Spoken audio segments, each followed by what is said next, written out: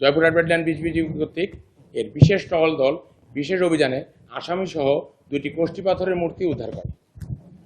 Border guard Bangladesh সীমান্তে নিশ্ছিদ্র নিরাপত্তা নিশ্চিতের পাশাপাশি চোরাচালান রোধে প্রতিনিয়ত বিভিন্ন কৌশল পরিকল্পনা গ্রহণের মাধ্যমে সফল অভিযান পরিচালনা করে আসছে। সম্প্রতি গোপন তথ্যের মাধ্যমে আমরা জানতে পারি যে একটি বিশেষ সংঘবদ্ধ আন্তর্জাতিক চোরাচালান চক্রের মাধ্যমে আমাদের দেশের কিছু অতিমূল্যবান প্রত্নতাত্ত্বিক সম্পদ পার্শ্ববর্তী দেশে অবৈধভাবে পাচারের উদ্দেশ্যে পরিকল্পনা গ্রহণ করা হচ্ছে।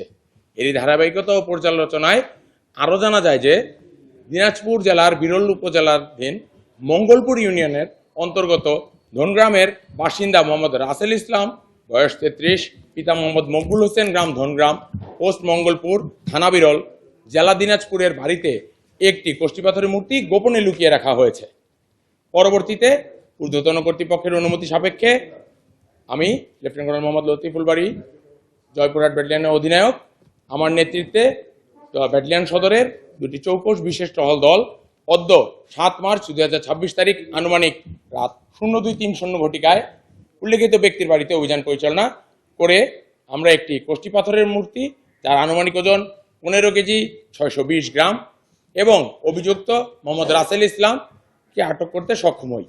পরবর্তীতে আটককৃত আসামিকে জিজ্ঞাসাবাদে আমরা আরও জানতে পারি দিনাজপুর জেলার বিরল উপজেলাধীন ফরাক্কাবাদ গ্রামে আরও একটি কোষ্ঠী পাথরের মূর্তি লুকায়িত অবস্থায় আছে।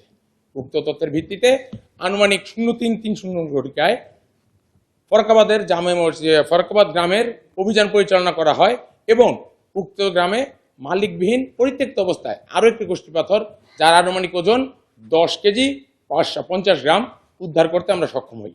উদ্ধারকৃত কোষ্ঠী পাথরের মূর্তি দুইটির সর্বমোট ওজন 25 কেজি 670 গ্রাম, যার আনুমানিক মূল্য 25,72,600 টাকা।